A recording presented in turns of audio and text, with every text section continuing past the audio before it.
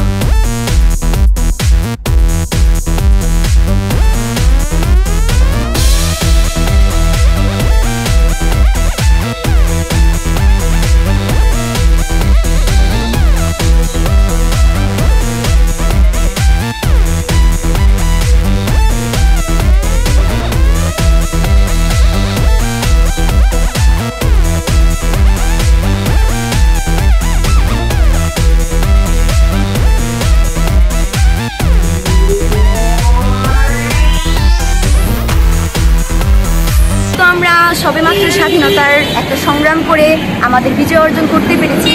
এখন আমাদের বিভিন্ন জায়গায় অনেক বিশৃঙ্খলা হচ্ছে এবং অনেক সমস্যা হচ্ছে। আমাদের অনেক টিম সেগুলোর জন্য কাজ করছে এবং দেশটাকে আমরা নতুনভাবে রাঙিয়ে তোলার চেষ্টা করছি। সেই সংস্কারের জন্যই আজকে আমরা দেয়ালে বিভিন্ন গ্রাফিতি করছি।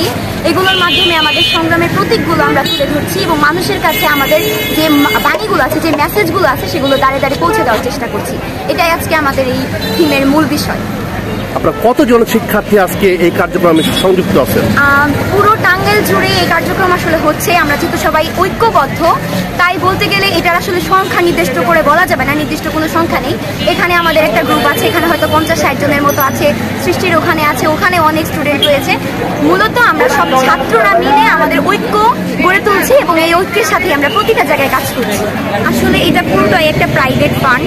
বিভিন্ন টাঙ্গাইলের যে স্বেচ্ছাসেবী সংস্থাগুলো আছে এবং আমাদের বিভিন্ন স্কুল কলেজ আছে, স্টুডেন্টরা সেখানে গিয়ে বিভিন্ন ফান্ডিং করে এবং এটার উদ্যোগ নিয়ে শিক্ষকরা আমাদের সাহায্য করছে। আমাদের যারা ছাত্র ভাই বোনেরা আছে তারাও সাহায্য করছে এবং সাধারণ জনগণও এতে নিজেদের যে আমাদের কিছু সাহায্য করার মতো যে অ্যাবিলিটি আছে সেখান থেকে তারা আমাদেরকে সাহায্য করছে। আসলে আমরা এখানে যে সংগঠন থেকে মূলত কাজগুলো চলতেছে, একটা অর্গানাইজেশন থেকে, সেটা হলো রিফর্ম বাংলাদেশ। এটা আমাদের একটা সংগঠন। এই রিফর্ম বাংলাদেশের গ্রুপের মধ্যে আমাদের টাঙ্গাইলের সকল ধরনের সকল শিক্ষা প্রতিষ্ঠানের স্টুডেন্টরা আছে এবং প্রতিদিনই এই কার্যক্রমগুলো আমাদের অব্যাহত থাকে। যেরকম আপনার রাস্তা ক্লিনিংয়ের একটা ব্যাপার আছে এবং বাজার মনিটরিংয়ের একটা বিষয় ছিল। তারপর আজকেও আমাদের যে কার্যক্রমগুলো ছিল সেটা হলো আপনার সদর হাসপাতালে আমাদের ক্লিনিংয়ের একটা টিম কাজ করছে, বাজার মনিটরিংয়ের একটা টিম কাজ করছে। আজকে আমাদের শহীদ মিনারে আপনার কয়েকটা টিম দেওয়াল লিখন পেন্টিংয়ের কাজ করতেছে। প্রেস ক্লাবের এইখানে এই যে টাঙ্গাইল ক্লাবের এই দেওয়ালগুলোর মধ্যে কাজ করতেছে।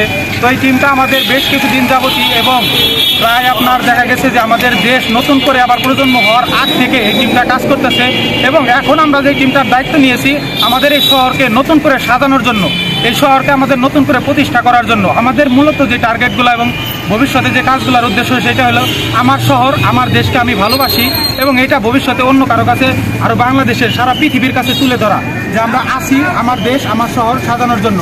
আর এটা আমি একটা জিনিস আপনাদের ক্লিয়ার করে দিই, সেটা হলো এটা সম্পূর্ণ একটা অরাজনৈতিক, এখানে কোনো রাজনৈতিকের কোনো হস্তক্ষেপ নাই। আমরা সাধারণ শিক্ষার্থীরা মিলে সকলেই কিছু কিছু করে চেষ্টা করে আমাদের এই কার্যক্রমগুলো সফল করার চেষ্টা করতেছি।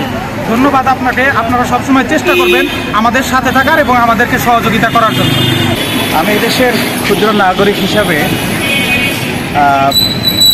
এই মধ্যে খুবই আনন্দিত হয়েছি, কারণ আমাদের এই যে প্রজন্ম আজকে দেশকে পরিবর্তন করতে সাহায্য করছে এবং স্বতঃস্ফূর্তভাবে দেশকে পরিষ্কার করার কাজে যে লেগে পড়েছে এজন্য আমি খুবই আনন্দিত। সবাইকে অনেক ধন্যবাদ। এটা তো আমাদের ধারণারও বাইরে ছিল যে ছেলে মেয়েরা এরকম এত সুন্দর একটা প্রোগ্রামের আয়োজন করবে, দেয়ালগুলোর মধ্যে নিজেদের অর্থায়নে এরকম করতেছে, সুন্দর একটা কাজ করতেছে।